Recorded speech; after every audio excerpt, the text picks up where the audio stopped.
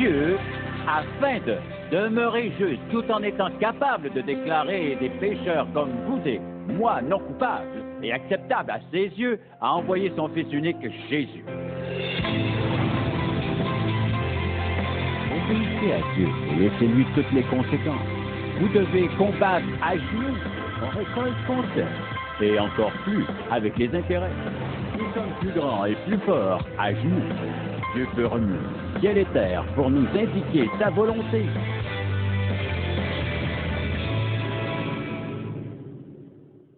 Pourquoi la croix a-t-elle autant d'importance pour les chrétiens? N'est-il pas vrai qu'il s'agit de la plus horrible et la plus honteuse forme de peine capitale qu'une personne puisse subir?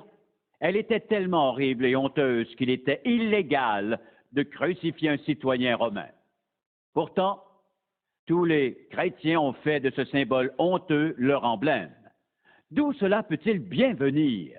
Les gens qui ne connaissent pas tous Jésus-Christ, et même nous qui le connaissons, pourrions poser la question: comment expliquer l'importance de la croix pour les chrétiens? Et l'apôtre Paul répond dans ce passage: loin de moi la pensée de me glorifier d'autre chose que la croix de notre Seigneur Jésus-Christ, par qui le monde est crucifié pour moi comme je le suis pour le monde.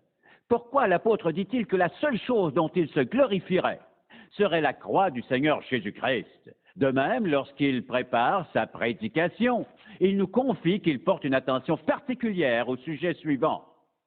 Ce n'est pas pour baptiser que Christ m'a envoyé, c'est pour annoncer l'Évangile, et cela sans la sagesse du langage, afin que la croix de Christ ne soit pas rendue vaine. Paul préparait sa prédication avec soin. Il ne voulait pas que le message de la croix soit prêché inutilement ou en vain. Nous posons donc la question: pourquoi les chrétiens portent-ils des croix? Et si je vous posais la question, si vous portez une croix sur vous, pourquoi donc? Si vous rencontriez quelqu'un qui vous dise « j'aime cette croix », pourquoi la portez-vous? Elle va avec ma chemise, ou quelqu'un me l'a donnée, ou je la trouve plutôt élégante, ou elle est très précieuse. Les gens peuvent porter une croix pour une foule de raisons. Mais la vraie question est bien, quel est le message? Que voulez-vous dire? En portant une croix ou en installant une croix dans votre maison, ou sur le clocher d'une église, ou en la portant sur un bracelet, quel message voulez-vous communiquer? Qu'essayez-vous de dire aux gens? La plupart ne peuvent pas vous le dire. La plupart des chrétiens ne connaissent pas le message de la croix. Certains vous diront: Jésus est mort pour moi. C'est un peu ça. Jésus m'a aimé. C'est un peu ça. Mais deux aspects de cette question de la croix échappent souvent aux gens. Quelle est l'importance de la croix? Dans le message d'aujourd'hui, nous nous emploierons à donner une réponse à cette question. Et je vous proposerai 4 phrases qu'il vous faudrait mémoriser. Parce que si vous comprenez ces 4 phrases en vous les appropriant dans votre cœur et dans votre esprit, vous comprendrez ce que la croix signifie. Veuillez d'abord lire avec moi dans la première épître aux Corinthiens, chapitre 1, où Paul aborde ce sujet. Et son enseignement est orienté sur le fait que la croix est vue comme une folie. En d'autres mots, elle est un sujet de scandale pour les uns et folie pour les autres. Alors comment expliquer que nous voulons parler d'un Dieu d'amour alors que ce Dieu d'amour envoie son Fils dans le monde pour mourir d'une façon atroce sur une croix, et pour des gens qui ne l'aimaient pas, qui ne voulaient pas de lui et qui se sont assurés qu'il allait mourir? Cela n'a aucun sens. Voyons comment Paul répond à toutes ces questions. Dans le premier chapitre d'1 Corinthiens, à partir du verset 17. Ce n'est pas pour baptiser que Christ m'a envoyé, c'est pour annoncer l'Évangile, et cela sans la sagesse du langage, afin que la croix de Christ ne soit pas rendue vaine. Car la prédication de la croix est une folie pour ceux qui périssent, mais pour nous qui sommes sauvés, elle est une puissance de Dieu.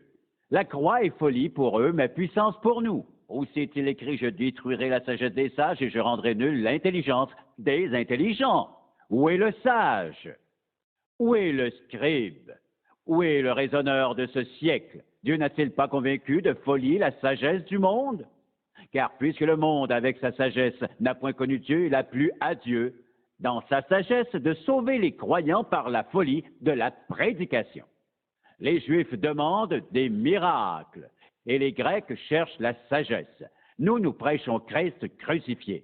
Scandale pour les Juifs et folie pour les païens. mais puissance de Dieu et sagesse de Dieu pour ceux qui sont appelés tant juifs que grecs.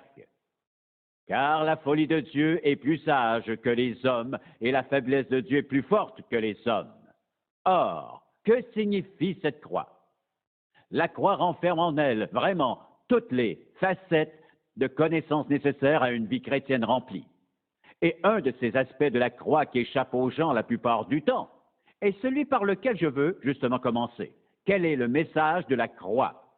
Le message de la croix est une expression de la justice de Dieu. Retenez bien cela. Mais en quoi consiste la justice de Dieu? Même si Dieu est tout-puissant, il veut quand même être reconnu par l'humanité comme un être absolument et totalement juste. Dans la Bible, l'idée de la justice de Dieu est associée à sa droiture morale. Dieu fait toujours le bien. Il est la norme ultime de ce qui est bien. Dieu est aussi vérité en tout temps. Il est aussi fidèle en tout temps. Alors, on peut donc dépendre de lui, car Dieu ne changera pas et il ne changera jamais. Il n'en a pas besoin, car il est déjà parfait en sainteté et en justice. Et lorsque nous contemplons la croix, rappelons-nous qu'elle va dans 4 directions, vers le haut, droite, gauche et vers le bas. Rappelons-nous bien de ce premier aspect à propos de la croix. Elle est un message de la justice de Dieu. Car si ce n'était pas le cas, l'événement de la croix n'aurait jamais eu lieu. Qu'est-ce qui l'a rendu nécessaire? La Bible précise, et Dieu nous avait avertis dans Romains chapitre 3, verset 23, que tous ont péché et sont privés de la gloire de Dieu. Le salaire du péché, c'est la mort. On ne peut rien y faire. Dieu déclare aussi, personne ne craint Dieu et le monde le confirme. Nul ne cherche Dieu, tous sont égarés. Et en conséquence, nous sommes tous sous le jugement de Dieu à cause de notre péché, si rien d'autre n'arrive. Personne ne peut donc nier que nous avons tous péché contre Dieu. Chacun de nous, sans exception, a péché contre lui, à plusieurs reprises. Que faisons-nous après avoir péché? Nous demandons alors à Dieu de nous pardonner. Toutefois, sur quelle base lui demandons-nous pardon? Et nous arrivons ici à un fait que le monde ne comprend pas. C'est une simple vérité. Dieu éprouve de la haine envers le péché. On peut le renommer, on peut l'amoindrir, on peut le nier, on peut l'excuser, mais en vérité, Dieu est le péché et la justice de Dieu doit être satisfaite. Dieu entretient une profonde aversion pour le péché. Laissez-moi vous dire pourquoi. Il connaît l'effet du péché sur ceux qu'il aime, et il aime tous les hommes car il nous a tous créés. Dieu déteste le péché car il détruit ses créatures. Qu'est-il arrivé? Dieu, afin de demeurer juste tout en étant capable de déclarer des pécheurs comme vous et moi, non coupables et acceptables à ses yeux, a envoyé son Fils unique, Jésus, pour mourir sur la croix. Une façon honteuse, horrible et atroce de mourir. Dieu a placé sur Jésus les péchés du monde et il l'a jugé. Et en vérité, quand on se demande qui a tué Jésus, certains disent les pharisiens, les sadducéens, non. Romains, non. Ils étaient les instruments de Dieu. Mais Dieu le Père est celui qui a envoyé son Fils mourir sur cette infâme atroce croix. Comment un Dieu d'amour pouvait-il se conduire ainsi? Dieu le Père a tué son Fils unique Jésus. Il l'a sacrifié pour vos péchés et mes péchés. Mais quel était son but? Maintenant, il peut pardonner nos péchés, nous déclarer non coupables et pardonner de tous nos péchés, tout en demeurant un Dieu juste, parce qu'il a fourni un substitut qui a pris notre place, permettant à la justice de Dieu de s'accomplir sur la croix. Et de cette manière, Dieu a jugé le péché tout en donnant aux hommes l'opportunité de recevoir Jésus-Christ et ainsi se rendre acceptable à ses yeux. Car il n'existe aucune façon de se rendre acceptable devant Dieu à part le moyen fourni par Dieu lui-même, c'est-à-dire son Fils unique, Jésus. Et nous proclamons au monde que c'est le seul et unique moyen, car demandez à ceux qui ne vous croient pas pour quelle raison Dieu devrait les accepter. Leurs bonnes œuvres? Combien de bonnes œuvres doivent-ils faire? Comment savoir si Dieu les accepte? Comment savoir si elles lui plaisent? Quels sont leurs motifs? Faut-il en faire pendant bien longtemps? Vos bonnes actions peuvent-elles compenser pour tous vos péchés? Ou avez-vous pris que Dieu accepterait cette substitution? La Bible affirme que l'âme qui pêche est celle qui mourra. Ce n'est pas l'âme qui pêche. Sera sauvée si elle fait de bonnes actions. Il n'existe qu'un seul moyen. C'est pourquoi je répète sans cesse cette vérité. C'est là le cœur de l'Évangile. C'est l'essentiel de la parole de Dieu. Cependant, si vous ne croyez pas en cette vérité, vous serez perdus. Il n'existe qu'un seul substitut acceptable, et c'est Jésus. Donc, vous devez retenir ce premier mot. Quel est-il? Justice. Je vous propose de le dire avec moi. C'est la croix. Justice. La croix exprime sa justice. Disons-le ensemble. La croix exprime sa justice. Dieu juge le péché, tout comme il l'a promis, car il est juste et saint. Notre péché devait être puni et Jésus a pris notre place. Et le deuxième mot est sagesse. La croix est l'expression de sa sagesse. Comme nous l'avons vu, la prédication de la croix est une folie pour ceux qui périssent. Ils trouvent cela stupide. Vous voulez me dire qu'un type mort sur une croix il y a 2000 ans a quelque chose à voir avec moi? Oui, c'est vrai, car ce n'est pas seulement un type, mais Dieu dans un corps humain. Il est mort pour vous. Est-ce bien sage? Pourquoi pouvons-nous voir sur la croix la sagesse de Dieu? L'homme pense de cette manière. Il aime penser qu'il peut gagner son ciel. Mais Dieu refuse de nous laisser nous attribuer le mérite pour ce qu'il a fait. Par exemple, supposons que nous puissions gagner notre ciel avec nos bonnes actions. Si c'était le cas, que ferions-nous une fois rendus au ciel? Quelle serait notre première réaction? Voilà, j'ai réussi, alléluia.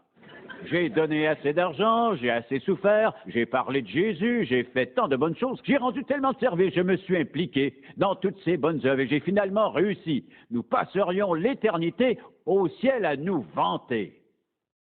Pensez-vous que Dieu nous a créés pour cela? Le problème est que l'homme se prend pour le centre du monde. Voilà la sagesse de Dieu. Dieu a élaboré ce plan de salut. Il donne la vie éternelle aux pécheurs qui croient en son Fils, Jésus-Christ. On n'a jamais vu rien de tel nulle part dans le monde. Sinon, une autre religion aurait pu imaginer la même chose. Rien ne ressemble au plan rédempteur de Dieu, où il nous accepte par son Fils, Jésus-Christ, au moyen de la croix. Rien n'approche cela dans l'histoire de l'humanité. Remarquez l'intention de Dieu, car il savait que l'homme ne pourrait rien changer à sa condition désespérée. Dans sa sagesse, Dieu a pris cette décision. Il a envoyé son Fils Jésus-Christ sur la terre sous une forme et un corps humain pour révéler aux hommes la vraie nature de Dieu, pour donner sa vie sur la croix et payer entièrement notre dette en un unique et grandiose événement. Et pourquoi cela? Afin que ceux qui croient en lui voient leurs péchés pardonnés et aillent au ciel lorsqu'ils mourront. Ils croient que sa mort sur la croix est le seul moyen prévu par Dieu. Ils acceptent sa mort comme paiement de leurs péchés, car après tout, si Jésus ne paye pas entièrement la dette de nos péchés, qui le fera? Un pécheur doit payer sa propre dette avant de payer celle des autres. Mais Jésus n'a commis aucun péché.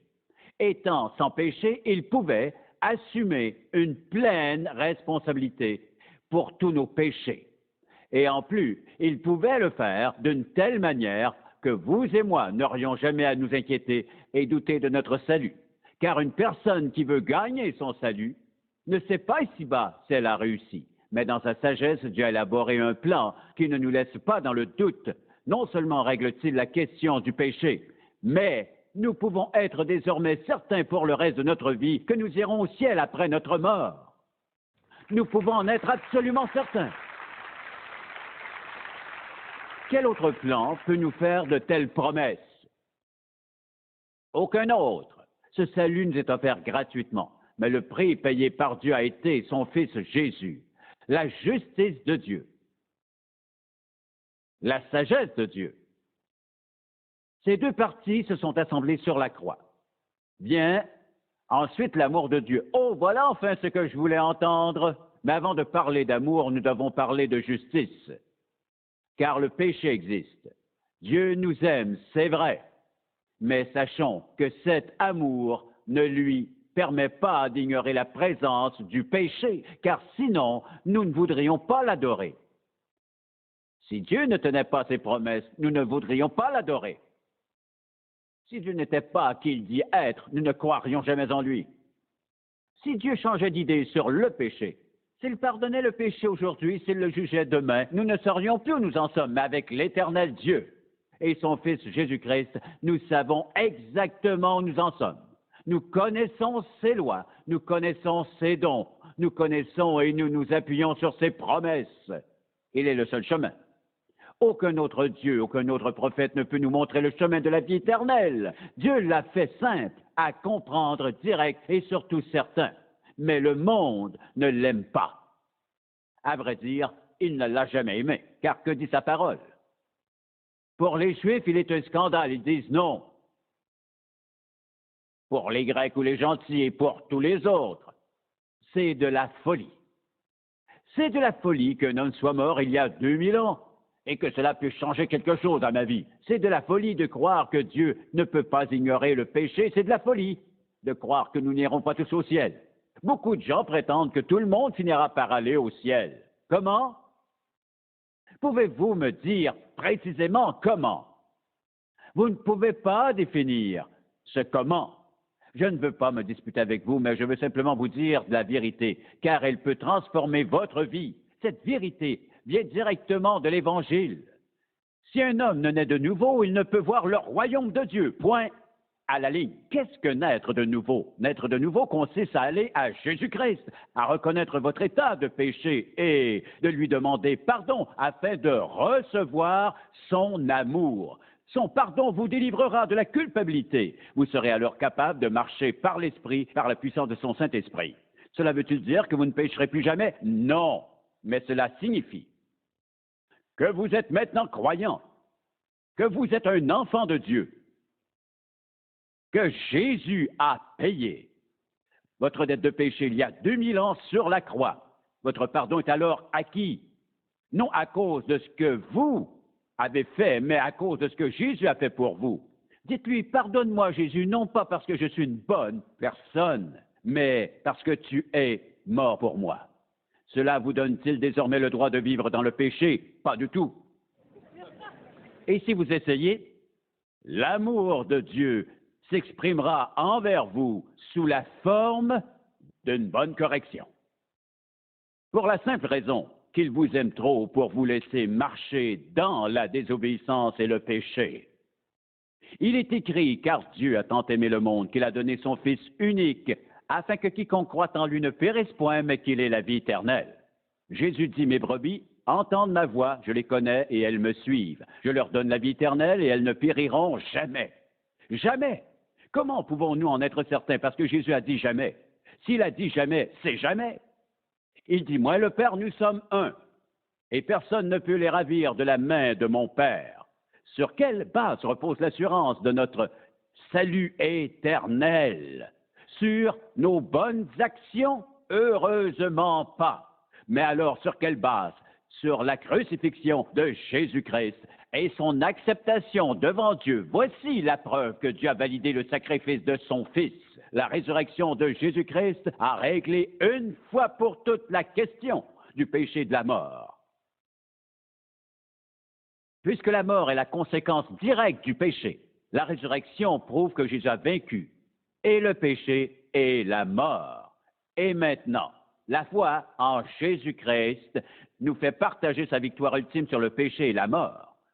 Vous qui m'écoutez, peu importe où vous êtes, que cela soit en prison, sur un lit d'hôpital ou dans un foyer pour personnes âgées, vous regardez votre vie, vous pensez, si ce type dit la vérité, je n'irai pas au ciel. Laissez-moi vous montrer le chemin. Il est encore temps. Vous n'avez pas à travailler pour ou à le mériter, ça n'a rien à voir. Vous pensez que je mérite d'aller au ciel? Non. Vous dites, mais avec tous les sermons que vous prêchez, revenons à la justice de Dieu. Je suis venu dans ce monde avec un penchant contre Dieu, tout comme vous. J'ai péché contre Dieu, tout comme vous. Combien de péchés ai-je pu commettre? Un péché fait de moi un pécheur. Vous dites, oh, Dieu n'est pas si sévère.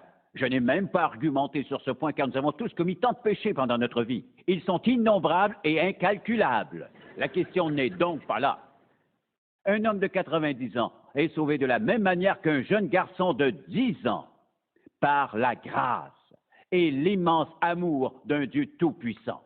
Parce que Dieu, dans son infinie justice, a envoyé son Fils payer sur la croix la dette des péchés de tous ceux qui lui demandent pardon pour leurs péchés. Ils sont sauvés une fois pour toutes.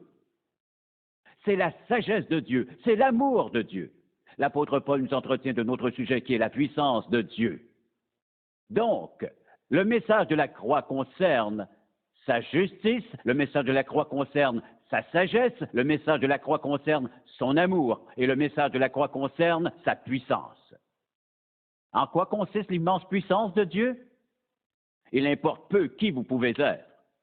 Ce que vous avez fait ou avez dit, quel âge vous avez, cela n'a aucune importance.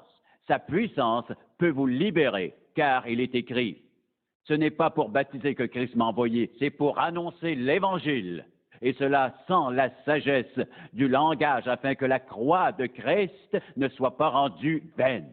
Il proclame ensuite, car la prédication de la croix est une folie pour ceux qui périssent, mais pour nous qui sommes sauvés, écoutez bien ceci, elle est une puissance de Dieu. En d'autres mots, sauver un vieillard de 90 ans ne prend pas plus de puissance à Dieu que sauver un enfant de 10 ans.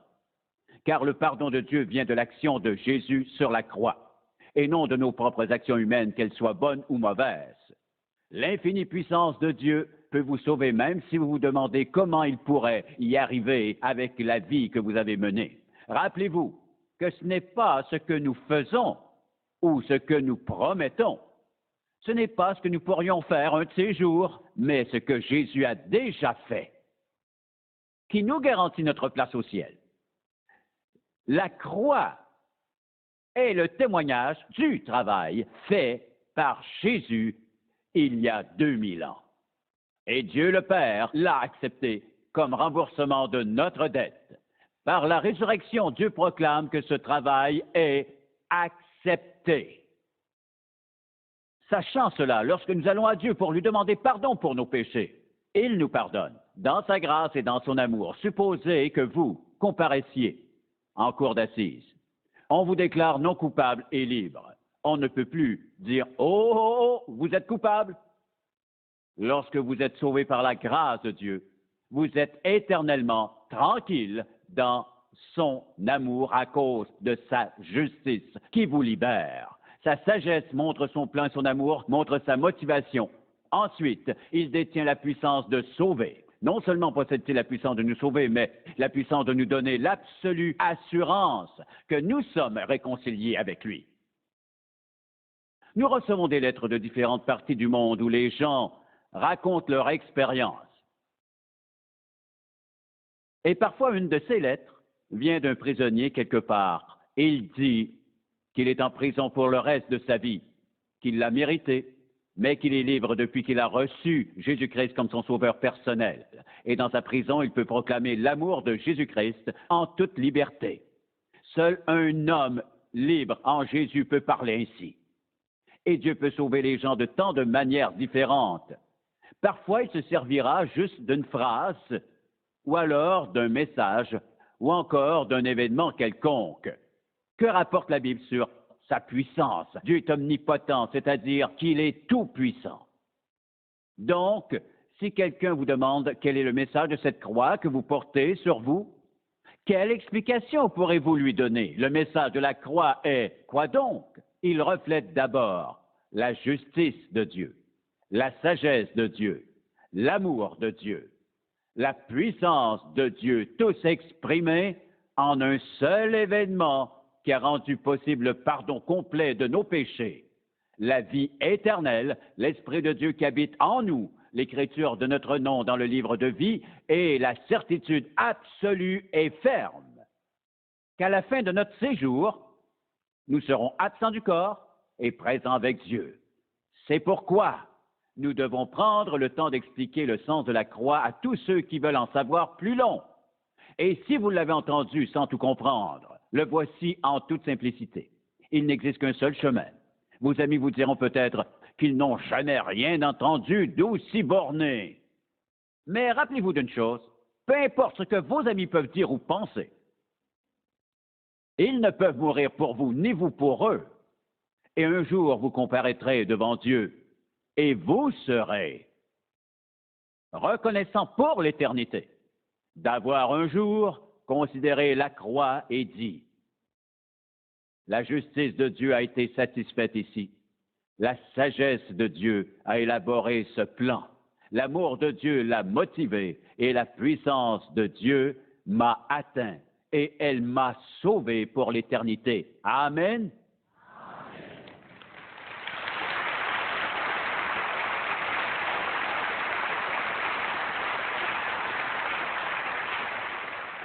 Or, je ne sais pas à quel point vous en êtes dans votre vie, mais sachez bien ceci.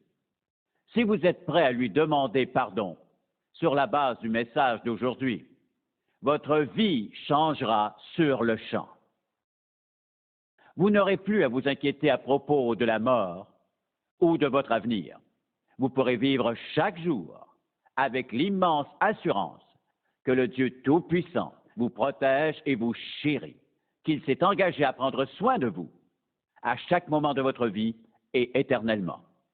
Père, comme nous te sommes reconnaissants d'avoir rendu le message de la croix simple à comprendre et que tu nous aimes tant que nous ne pourrions commencer à l'expliquer verbalement. Tu es tellement prêt à sauver chacun de tes créatures qui te le demandent en se basant sur la croix. Ne nous laisse pas oublier ces 4 directions de la croix. C'est ma prière au nom de Jésus-Christ. Amen. Pour obtenir plus d'informations sur les ministères en contact ou pour savoir comment entretenir une relation personnelle avec Jésus-Christ, composez notre numéro de téléphone ou écrivez-nous en utilisant l'adresse sur votre écran. En contact avec Charles Stanley a été réalisé par la grâce de Dieu et la fidélité de nos partenaires de ministère à travers le monde.